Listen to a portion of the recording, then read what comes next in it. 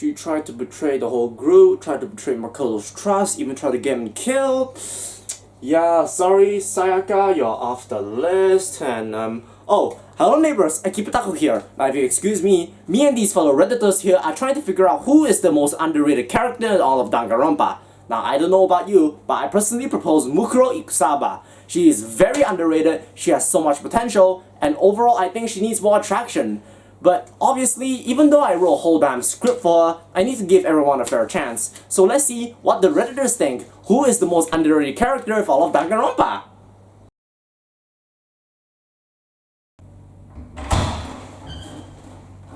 Wrong subreddit. You know, now we are living in a strange time where if we have a favorite character that has some kind of significant downside or is not popular at all, we will always have that one question. Why? Nowadays, we need to justify our reasoning, especially when it's a character that is often overshadowed by the fandom or even the game itself. And to me, my character that I stand for is Mukuro Ikusaba. You know her, the 16th student, lying somewhere in the academy, the one they call the ultimate despair. If you haven't, watch out for her! I said it anyway. Well, I suppose since now the Danganronpa fandom is bigger than ever, it's about time that I share the gospel. Why Mukuro Ikusaba is the most underrated character in all of Danganronpa. Now before we go anywhere, I need to address some things. First of all, if you have not played any of the Danganronpa games, read all the Danganronpa novels, watched all of the anime, etc. What are you still doing here? You had 10 years to catch up. Hurry, go!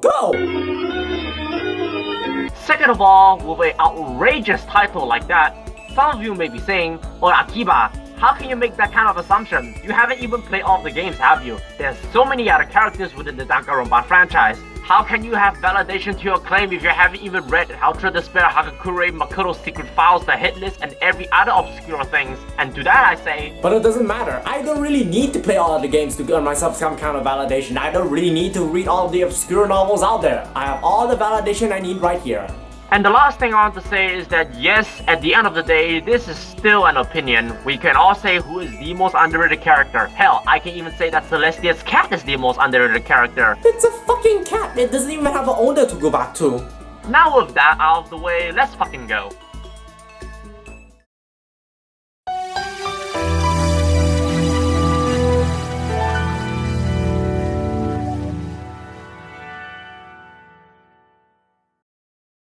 Okay, you know how they say that first impressions last a lifetime? That most certainly applies to Danganronpa. Huh, a white girl. But for Mukuro, it's a bit of a hard one because her first appearance is not really her. She's just pretending to be Junko. So for now, I'll be referring to this version of Mukuro as Junkuro. Because I can. And in first face value, Junkuro to me is honestly one of the best ones. Maybe a bit better than the actual Junko. Everything about her is so exaggerated and angular. I mean, look at that smile of hers. Not even the real Junko is that sinister. This most definitely helps her to stand out for the rest of the girls. Sure, she does not have much of a cake compared to her sister, but... Son of a bitch. But she can make up for it with her actual real design. Okay, let's see. She is tall. Check. Short hair. Check. Quick and agile. Check. Perfect skin. How original. Black social skills. Okay, she's starting to become seriously bland now. Have freckles. I'm in love. Now, granted, her overall outfit is the normal high school girl uniform, but to me, sometimes simplistic designs can work, and it definitely does for Mukuro.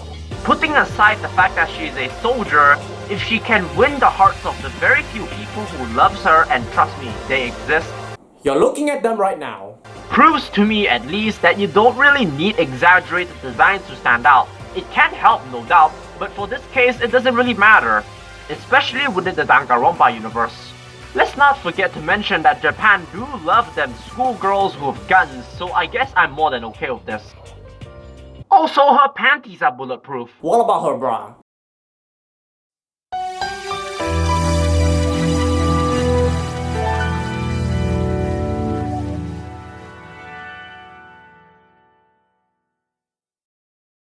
First and foremost, we need to talk about her tragic backstory. She has a backstory? Now, just like Mukuro herself, we don't actually know much about her backstory, but there's a quick rundown. For a brief period of time, she and her younger sister were homeless, which took a toll on them. Junko is known to manipulate and abuse her older sister into submission. This will be relevant later. But even at a young age, Mukuro is known to have an obsession with militarism. So one day, when her family was in Europe, she fled and joined the mercenary group known as Fenrir. She went through many fights within the Middle East. She was never wounded in the battlefield, and within 3 years, she became an elite soldier, earning the title of Super High School Level Soldier. But eventually, her sister will summon her back to Japan 3 years later, and the moment she came back, their goal is to spread despair throughout the world. Now, if that is not an interesting backstory for a character, then this whole time I think you're just trying to figure out what is the meaning behind Mikan's execution.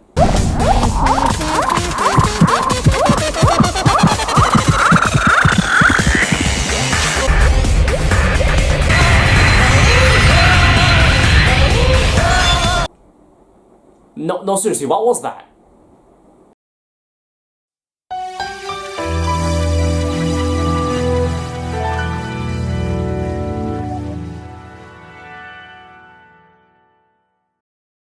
During my veteran times in the Danganronpa fandom, one common complaint people have with Mukuro, at least back then, is that she is quote-unquote heartless and does not care about her classmates.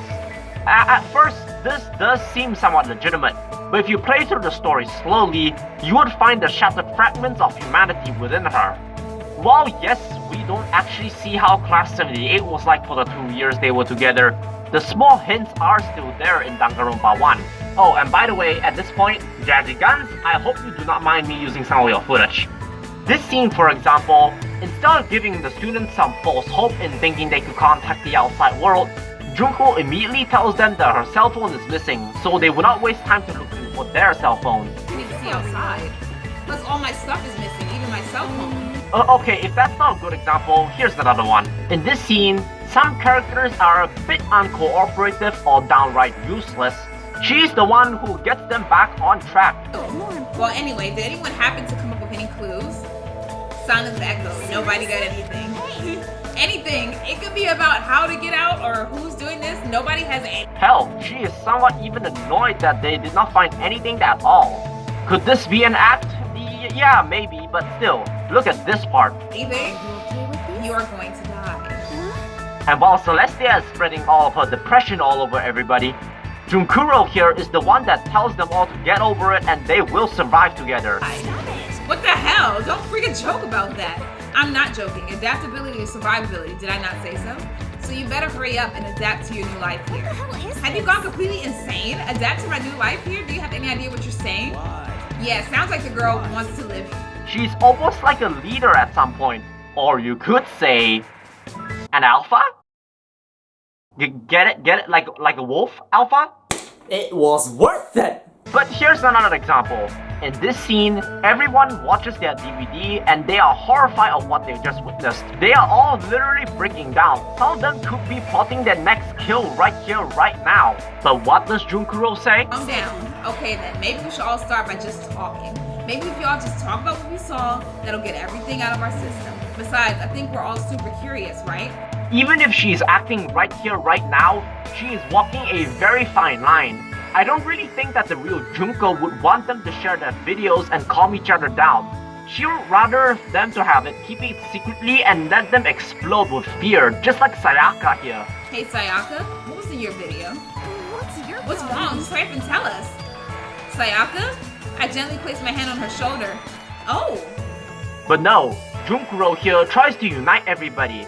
A YouTuber by the name of Rebel of Dadyu made a great list of moments where Junkuro shows her moments of humanity. Even I'm surprised at all of her moments. Links in the description if you want to find out more. Look, at the end of the day, Mukuro actually cared about her classmates. And to me, this is not very surprising. Considering how Mukuro has spent a good chunk of her teen years in the cold battlefield with nothing but loneliness, her time with Class 78 with all of her friends could be the best times of her life. She bonded with these people people, she felt emotions, she felt real love, and it probably hurt like hell when she needed to abandon all of them for Junko's plans. 2 years of precious memories will be wiped away, and only Junko and Mukuro will remember it all. And to make matters worse, she is forced into a killing game with friends that don't even recognize her, which is just sad. Hell, even during Naegi's hallucination, Mukuro is nowhere to be seen. But despite the fact that nobody remembers her, and despite her current position, you would think that keeping a low profile is key, but no, she is practically leading them like an alpha. Okay, that's the last wolf joke, I promise. She helps them in researching the soundproof rooms. She redirects the conversation back to normal. Hell, when Toko called her a slut here, she is caught off guard. Forget it. Like, I'd want to go anywhere with you, dirty slut like you. Oh, bitch. Slut? Your mind is as thin as your body. You make me sick to my stomach. I don't even know how to react. How can you say something so awful to someone you just met? Is she shocked that Toko called her a slut, or is she shocked that someone she knew for so long called her a slut? I would like to think it's the latter, honestly. But she can't blame her. All of their memories are wiped clean, and to lose the very people you can rely on or even love is, for the lack of a better word, despairing. But seriously though, HiroDoka, if you really want a new idea, here's an idea. Make a 24-episode Danganronpa anime about the 2 years together of the 78 class. We will all gobble it up, alright? okay, enough beating around the bush. It's time to get to the good stuff. And that good stuff is Ikusaba, the shipping of Mukoto and Mukuro. And if any of you think that it is weird that we are shipping the ultimate hope with the ultimate despair, I'll have you know is that there are people who ship Kaede and Mukuro together where the only link between them is that they are both dead. This is something a lot of people overlook when they are talking about Mukuro's humanity. It all starts with everyone's favorite cinnamon roll, Mukoto Naegi, the ultimate ladies' man. Not even Mukuro can resist his charm. What a man! But unlike the other girls in Makoto's harem, Mukuro perhaps has the most tragic case, for Mukoto is actually the first person in her whole life to smile on her. And considering Mukuro's rough and cold background, I am more than willing to bet that this single smile can perhaps have a deep impact on her. And while it's not obvious at first glance, you can still capture glimpses of it. For example, when Taka here tried to assault Naegi heterosexually. Wait, I read that wrong. When Taka tried to assault him morally for being late, Mukuro, or in this case Junkuro, is the first one to defend him. He said it's not like he wanted to be late. He didn't have any control over it. That's right, not even Sayaka, but Junkuro. Speaking of the snake, when Makoto was disappointed that Junkuro's face did not match the magazine, she took a shot at Sayaka. If you're surprised by that, you'll be totally blown away by the certain dangers of female novels. Oh. Slight hint of jealousy, eh, Mukuro? Love rivalry aside, if you spend some time with Junkuro here, it is more than clear that she loves spending time with Makoto, even calling him the ultimate beta male. Looking at you, I get a total omega male vibe. But to me, the biggest proof is this picture. Notice how Junkuro is the only one looking at Makoto, as if she is trying to make sure no one else is targeting him. Not even Sayaka is looking after him. It is moments like these where it just make me realize what a missed opportunity Mukuro was. Think about it. Mukuro was of course naively following Junko, which we will get there soon. And based on the 2 years of bonding and the little actions she has performed throughout Danganronpa 1, this could have been such a fascinating scenario where instead of dying so early in the game, Junkuro would be instead forced to go through the whole game, which would no doubt take a mental toll on her. Would she still submit to her sister in every way possible, or would she defect to the other side to her former friends? And if she does, how would she do it? This is such a fascinating idea. Hell, I'm actually kind of curious to see how Junkuro would react if she found out that Sayaka tried to frame Makoto. Hell, this very moment where Junkuro steps up to Monokuma could have a whole new meaning. While it has been officially stated that this is a part of Junko's plan, what if this is actually when Junkuro finally realizes that Junko is seriously okay with all of Mukuro's friends dying before her eyes? This could be Junko testing Junkuro's loyalty, because if Junkuro continues on with the class trials, it would seriously put a strain on Junkuro. Junkuro will no doubt hate to see her friends and classmates dying, but she also can't just turn on her sister, at least as Junkuro anyway. Junko may have foresaw this, so she told Mukuro that if she seriously cannot stand seeing her classmates dying, she can take a bailout option by being thrown into a prison. So Junko takes that path and this resulted in her death.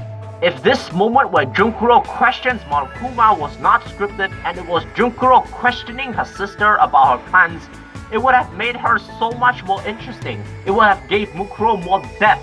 Luckily, however, we can see this happen in Danganronpa IF. Danganronpa IF is an alternate universe where the cast of Danganronpa once arrives, and it was Mukuro's time to shine, baby! And honestly, I love it. The moment where she found out her sister's plot of killing her, she does a complete 180 and goes against her, but for an interesting reason. She does this not because she suddenly hates her sister, but she knows this will bring Junko despair. Bringing Junko despair is exactly what Junko wants, while it can still save her classmates. As a Mukuro fan, I love this, and honestly, I want Spike Chunsoft to give her time to shine. All they have to do is to write a continuation of Danganronpa IF. It'll have been so fascinating to see how the other medias like Danganronpa 2, Ultra Despair Girls, and Danganronpa 3 would play out. At this moment, Mukuro will be given one of the biggest redemption arcs in all of anime, and I will eat it up. Sadly, however, Spike Chunsoft may never do such a thing. Why? Well, we will get to that soon. And another thing I want to quickly say is Danganronpa 0. Say what you will about the book, but that Mukuro fight scene is just orgasmic. But now, enough gushing. I now must address the elephant in the room.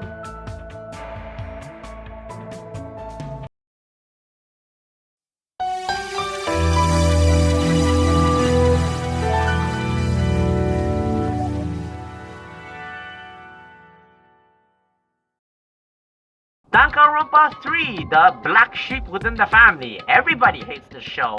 Now, my opinions of Danganronpa 3 will be another video, but for now, I'll just say this. I actually liked this anime, but don't worry, I can make a whole video on that someday. But for now, I want to focus on Mukuro's appearance in the anime. A lot of fans hated her appearance in Danganronpa 3. I think Retro here has summarized it perfectly. What's up with her sister? I thought her sister was like the ultimate soldier, but why is she so trash? Like she's like, Okay, I'm sorry. like what? She's not supposed to be like Mikan. She's supposed to be the ultimate soldier. She's supposed to be the most badass of the badass. Like, what is this?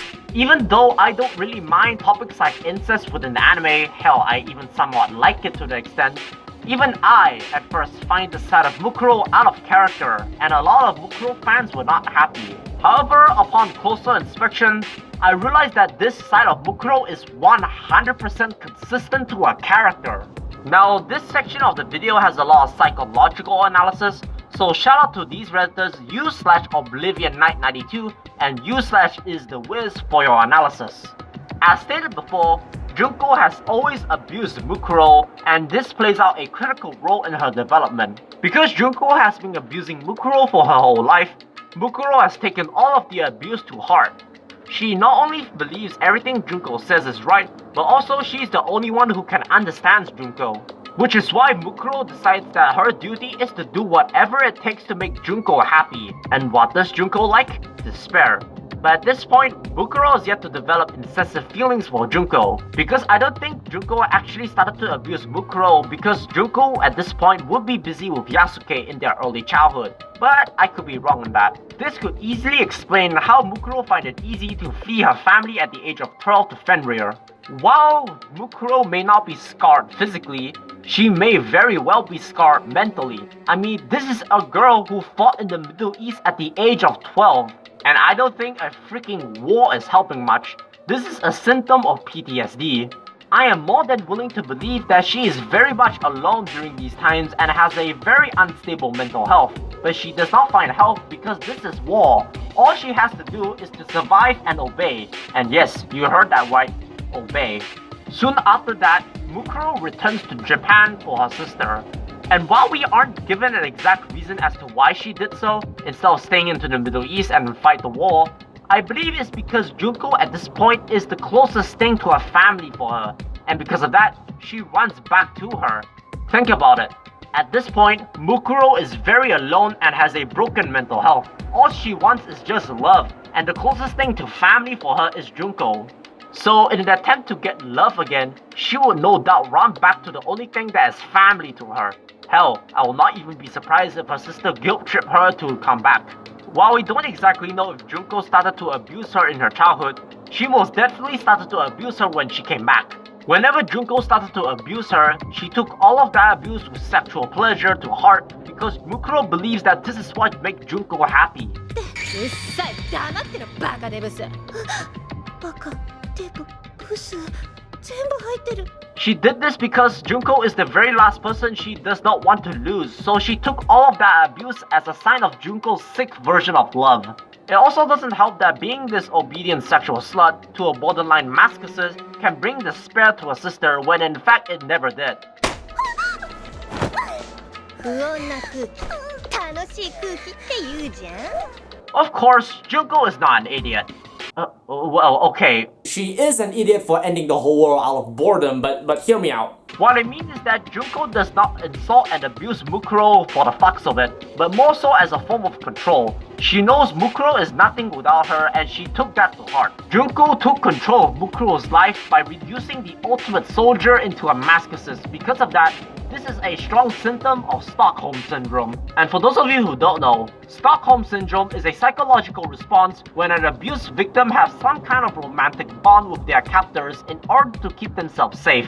And the dangerous part of it all is that victims of Stockholm Syndrome don't know that what they're doing right now is a survival mechanism and actually believes they are in love with their captors. Sounds familiar, doesn't it? Junko made Mukuro believe that Junko is the only one who will ever love her, and she tells her that if she wants love, she needs to do whatever Junko says. Mukuro thinks that Junko will only love her when she creates despair, and she follows through. She kills people, acts like a thought, brainwashes Chisa, and all of this just to get love from Junko. Mukuro suffers from Stockholm Syndrome and has a strong, sick love for her in Danganronpa 3. Okay, you know what? On second thought, let's retcon Danganronpa 3 because a lot of people don't like it. Let's just take it from Danganronpa 0. In Danganronpa 0, she will sometimes blush and become feverish when she talks about her love with Junko. She considers her relationship special because Mukuro thinks she's the only one who can understand her. Mukuro even starts to act like a pig in heat when she said that Junko pretends to not like her because she is quote-unquote very shy. Yeah, that's right, people. Mukuro having an incest-like relationship with her sister has been there since day one, prior to the development of Danganronpa 3. And all of you have known this if you all just read the book. Speaking of Danganronpa 0, Ryoko here, ironically, finds this very disturbing and concludes that Mukuro is definitely having some kind of problem. I'm sorry, it's even more funny when you remember who Ryoko is. This is perhaps my main reason as to why I love Mukuro. Unlike Junko, who is practically the devil, Mukuro committed some hideous things to the world, not because she has some kind of hatred to it as opposed to Junko, or she is obsessed with despair. All she ever wanted is to be loved by her sister. And the sad part is, she never got that love. Junko always calls her a disappointment, and Mukuro always thinks that she's doing the right thing. But as we learned in Danganronpa IF, to Junko, despair and disappointment are two very different things. Hell, even when it's officially stated that Junko does in fact love her sister, she loves her only to kill her just so she can bring despair to herself. Isn't that just sad? So yes, her Danganronpa 3 appearance is 100% consistent to her character. In her early years, she is this disappointing masochist who will do anything for her sister's love. It is only until she is with Class 78 where she found an external source of love. And this would no doubt take a mental hit on her. Should she stay with the only family she had left, or should she risk it and try to confess for Mukoto? Well, sadly, we may never see this kind of development. Mukuro was killed too early on. But before we go on, as a Ikusaba shipper, I must address something. At one point in Danganronpa 3, when the Class 78 is sealing themselves in, there is something Mukuro said that practically pissed off every Mukuro fan out there. ただの落ちこぼれじゃないの At first glance, yes, this is extremely out of character for her, and this practically sank our ship. But at closest glance, this does make sense. I mean, she is in front of her sister, the ultimate despair. What would happen if Junko finds out that she has a crush on Mukoto? It will be disastrous if Junko finds out that Mukuro has a crush on Mukoto. What would she do if she finds out? She does not want to risk it. Of course, Junko does in fact know that she has a crush on Mukoto, but shh, don't tell her. And if you seriously want confirmation for that case, watch this scene closely. 殺すの? Did you hear that? Watch, play that again. 殺すの? You cannot possibly hear this voice of Mukuro without hearing the slight bit of worrying out of her voice. The way she says that is just screaming the phrase, please don't kill him. So yeah, this scene being despised out of the fanbase is actually also consistent with her character. Okay, now that the Danganronpa 3 anime went a bit too far? Well, kinda, I guess they did beat the corpse a bit too much. 楽しい空気って言うじゃん? Get a room already! But still, DR3, Mukuro is still 100% realistic to her character.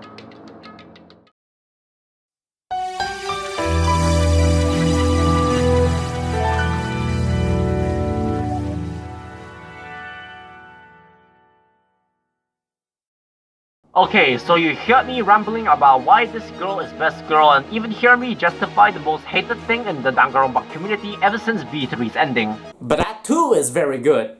But many of you right now will be asking this. Hey Akiba, I get it, you'll find Freckles hot, but why should she take the place of the most underrated character? Not only are there other best girls like Mahiru or Seiko or even Celestia Ludenberg who is severely underrated, but also Mukuro in recent times has actually gained a strong fanbase, and you know what? You're right. I am more than happy to say that Mukuro has been more popular than ever. There are more fan arts, good shippings, and overall a way better place. There was a time in the Danganronpa community where Mukuro is nothing more than Mukuro Ikusaba, the 16th student, lying hidden somewhere in this school. The one they call the ultimate despair. Watch out for her. this. Which yes, at first is funny, but it is a joke that I hear 100 times it's not funny anymore. Oh, so she maybe got that from his room. Okay, we got it, Jesus Lord. But now, the Danganronpa community has a stronger respect for her. She even has a girlfriend mod in Friday or Funkin' Night, and I must say, she's looking hot there. But I do have a reason as to why she holds the title of the most underrated character. Despite the years of Mukuro fanbase, despite the growing love for her, despite there being a clear demand for her, Spike Chunsoft still to this day suppresses her existence. She barely has any merchandise made of her. She does not appear in the finale of V3. She does not even appear in the 10th anniversary illustration. Sure, many people also said that the cast of Ultra Despair Girl should appear in the 10th anniversary illustration, but to me that's a whole nother problem. But even then, at the very least, Spike Chunsoft has the audacity to acknowledge the existence of Ultra Despair Girls. They gave them promotional material, gave them merchandise, gave them a few shoutouts here and there. Mukuro does not have that kind of luxury. You can say Mahiru is underrated for as long as you like, I don't blame you for thinking that way, but at least Spike Chunsoft has the audacity to acknowledge her existence and let her appear in future materials. Spike Chunsoft has made no effort to acknowledge her existence, nor did they try to exploit her potential or even her popularity. And in the small chances that she does appear in some kind of material, she is extremely obscure to the point where it takes serious efforts to find it. Hell, even in Telem development plan, the supposed ultimate fan service for everybody, she does not even have her own sprites, nor can she act as her own self. And that is a game where Izuru Kamakura out of all characters have his own sprites. Sure, there are other obscure characters like Yasuke or Kanon or even Ryoko here, but with them, at least they have an excuse for being side material. But with Mukuro, she is a part of the first game. She has a complex and interesting backstory. She has a loyal following. She has potential, and we will all eat anything that has to do with Mukuro. And the sad part is, I know why are they doing this. They have continuously suppressed the existence of Mukuro. They do not give her any attention, and they neglected to give her time to shine despite her having strong material to work with, because she is the definitions of spoiler. They can't give her the spotlight because they can't ruin the surprise of the 16th student, and we all know how seriously Danganronpa fans take spoilers. Mukuro's entire existence is a walking spoiler, and that is just sad because Mukuro has some good potential in her, and it is always up to the fans to fulfill that void. And to be fair, the fans have created a lot of amazing things with Mukuro. For example, there's this Danganronpa fanfiction named Never Say Never, written by Hunter of Comedy. It is basically Danganronpa if, but way better. And just imagine what Spike Chunsopp or Kodaka can do with her if they just let her the time to shine. Or at the very least gave her some actual sprites, damn it. If Izuru can have his own sprite, then so can Mukuro. This to me is why Mukuro Ikusaba is the most underrated character in all of Danganronpa. It is already one thing when the fanbase is ignoring a character, but it's a whole another thing when the creators themselves refuse to acknowledge their creation. And all of this because she is a walking spoilers.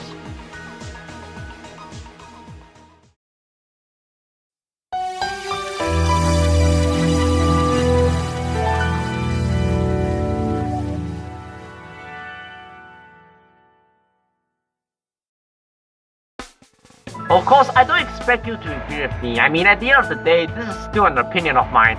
All I want to do is to present Mukuro as something more than the 16th student. She has a great backstory, her motives make sense and are interesting, and Spike Chunsopp could have done so much with her if they just let her time to shine. And I don't even need to demand a game out of her, all I want is at the very least some official sprites and merchandise. But in the meantime, the fandom will do the favoring for me. The Ikusaba ship will sail on and I will forever stand by her. But I know there are still some of you out there who is still not convinced even after all of this, and you will all think of Mukuro as nothing more than the 16th student hiding somewhere in this school. But if that's the case, then who is the most underrated character in all of Danganronpa? It has to be somebody. Well, Celestia's cat?